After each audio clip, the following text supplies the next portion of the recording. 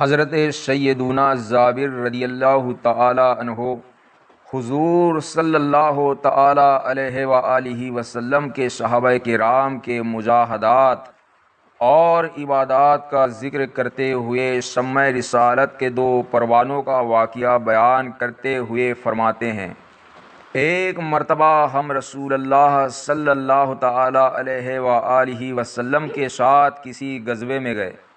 واپسی پر ہم پہاڑی علاقے سے گزرے اور رسول اللہ صلی اللہ تعالی علیہ وآلہ وسلم نے وہاں قیام کا حکم فرمایا اور صحابہ کرام آرام کی خاطر وہاں ٹھہر گئے۔ اللہ کے محبوب صلی اللہ تعالی علیہ وآلہ وسلم نے ارشاد فرمایا، آج رات تم میں سے کون پہرا دے گا؟ ایک مجاہر اور ایک انصاری صحابی کھڑے ہوئے اور عرض کی، یا رسول اللہ صلی اللہ تعالی علیہ وآلہ وسلم، یہ شہادت ہم حاصل کرنا چاہتے ہیں، ہمیں قبول فرما لیجیے۔ چنانچہ وہ دو صحابی رضی اللہ تعالی عنہ اجازت پا کر پہرا دینے کے لیے تیار ہو گئے۔ دونوں نے مشورہ کیا اور انصاری صحابی رضی اللہ تعالی عنہ نے فرمایا، ہم ایسا کرتے ہیں، کسی آدھی رات ہم میں سے ایک پہرا دے گا اور دوسرا سو جائے گا، پھر بقیہ آدھی رات دوسرا پہرا دے گا اور پہلا سو جائے گا۔ انصاری صحابی رضی اللہ تعالی عنہ نے فرمایا، آپ ارماں فرمائے، میں جاگتا ہوں، پھر آپ پہرا دینا۔ پس مجاہر صحابی رضی اللہ تعالی عنہ آرام فرمانے لگے اور انصاری صحابی رضی اللہ تعالی عنہ پہرا دینے کے لیے تیار ہو گئے۔ کچھ دیر کے بعد انہوں نے نماز پڑھنا شروع کر دی اور سورہ کہف کی قرأت کرنے لگے۔ دشمنوں کی طرف سے ایک شخص آیا اور اس نے پہاڑی پر چڑھ کر دیکھا تو اسے ایک شخص نماز پڑھتا ہوا دکھائی دیا۔ اس نے کمان پر تیر چڑھایا اور نشان باندھ کر اس صحابی رضی اللہ تعالی عنہ پر تیر چلا دیا۔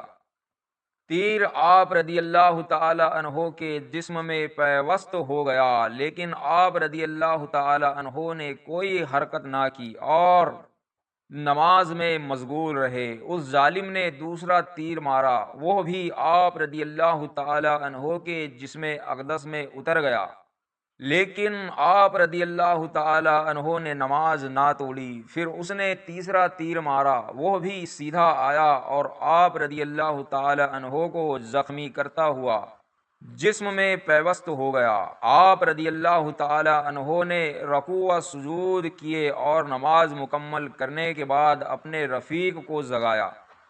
جب اس کافر نے دیکھا کہ یہاں یہ اکیلا نہیں بلکہ اس کے رفقا بھی قریب ہی موجود ہے تو وہ فوراً بھاگ گیا۔ مجاہر صحابی رضی اللہ تعالی عنہ نے اپنے رفیق کی یہ حالت دیکھی تو جلدی جلدی آپ رضی اللہ تعالی عنہ کے جسم سے تیر نکالے اور پوچھا، جب آپ رضی اللہ تعالی عنہ پر دشمن نے حملہ کیا تو آپ رضی اللہ تعالی عنہ نے مجھے جگایا کیوں نہیں؟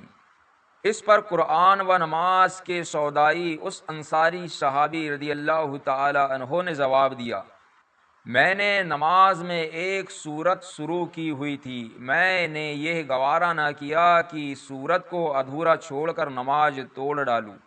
خدا عز و جل کی قسم، اگر مجھے حضور صلی اللہ تعالی علیہ وآلہ وسلم نے پہرے کی ذمہ داری نہ دی ہوتی تو میں اپنی جان دے دیتا، لیکن سورت کو ضرور مکمل کرتا، لیکن مجھے حضور صلی اللہ تعالی علیہ وآلہ وسلم نے پہرا دینے کا حکم فرمایا تھا، اس لیے میری ذمہ داری تھی کہ اس کو احسن طریقے سے سر انجام دوں۔